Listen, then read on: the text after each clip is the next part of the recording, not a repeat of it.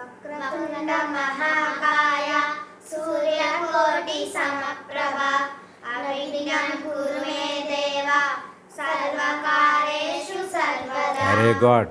సరస్వతి నమస్తుభ్యం వరదే కామరూపిణి విద్యారంభం కరిష్యామి సిద్ధిర్భవతు మే సదా.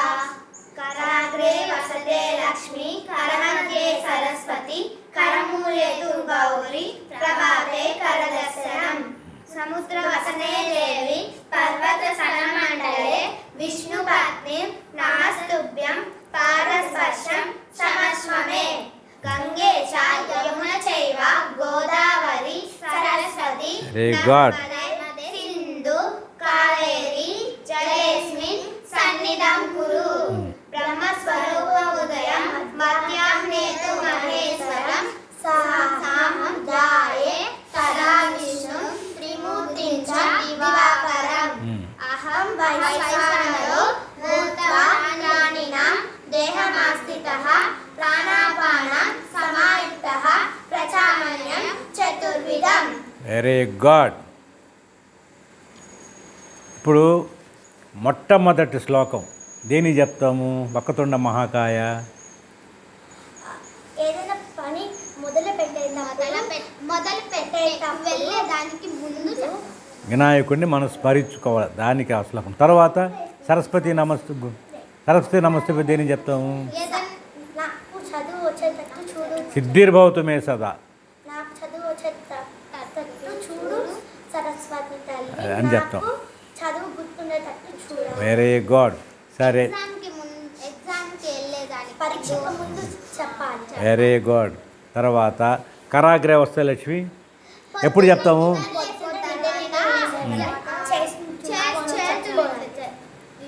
దానికి ఒక విషయం ఉంది తెలుసా?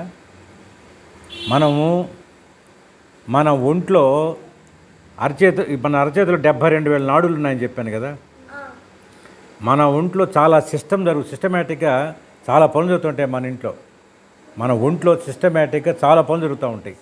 ఏమ్మా, ఏ రకంగా అంటే మనము ఇప్పుడు గుండె ఉంది, గుండె రక్తం పంపింగ్ చేస్తుంది అన్నమాట. అట్లే మనం ఆహారం తింటున్నాము, జీర్ణ కోసం ఆహారాన్ని అరిగిస్తుంది.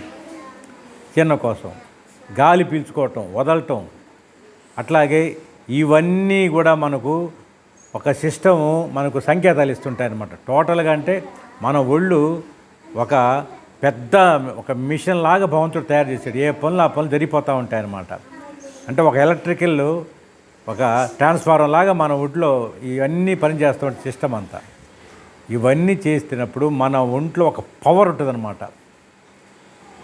నీకు ఇంతకుముందు కూడా చెప్పా ఒకసారి, ఒక ఋషి దగ్గరికి పాతాళ లోకంలో తవ్వుకుంటూ ఆ ఋషి దగ్గర అశ్వమేధ యాగం చేసేటప్పుడు ఉన్న గుర్రం ఆ ఋషి దాచిపెట్టాడని చెప్పి కొంతమంది వెళ్తే ఆ ఋషిని అడిగేదానికి ఇట్ట టోపుతారు.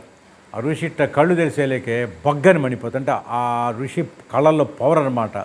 మన సినిమాలో చూసి కళ్ళల్లో నుంచి ఇట్ట పవర్ చూపిస్తూ ఉంటారు. కళ్ళల్లో అంత పవర్ ఉంటుంది. ఆ ఎలక్ట్రికల్ సర్క్యులేషన్ అంతా కళ్ళ ద్వారా పవర్ రూపంలో వస్తుంది అనమాట, శక్తి. అది మనము వృధా కాకుండా మనం ఇట్ట అనుకుంటే నిద్రలేయంగానే గోడల మీద ఇంక వేరే వాటి మీద ఇట్ట అనుకున్నాం అనుకో, ఆ పవర్ అంతా మళ్ళీ మన ఇంట్లోకే జనరేట్ అవుతుంది.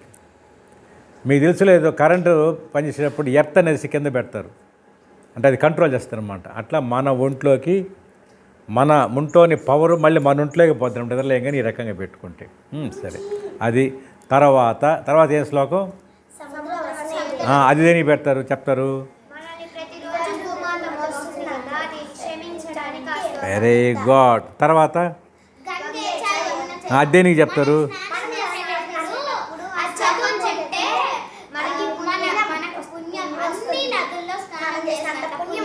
ఓకే. తర్వాత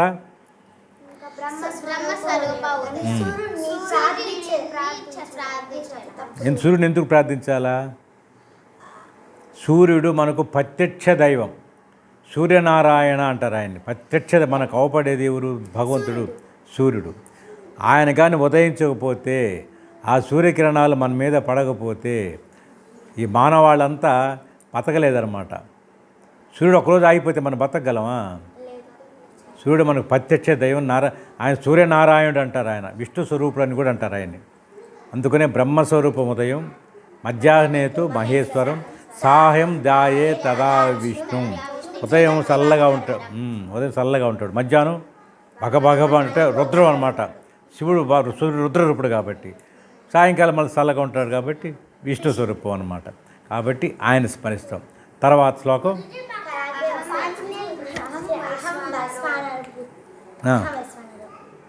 ఆ శ్లోకం దీనికి చెప్తాము.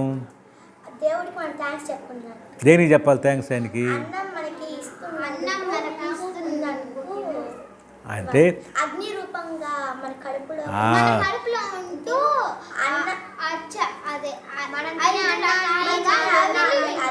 థ్యాంక్స్ చెప్తున్నట్టు దేవుడికి. కాబట్టి మనం ఆయనకి థ్యాంక్స్ చెప్తున్నాం. ఈ శ్లోకాలు మనం రోజు చదువుకోవాలన్నమాట. సరేనా?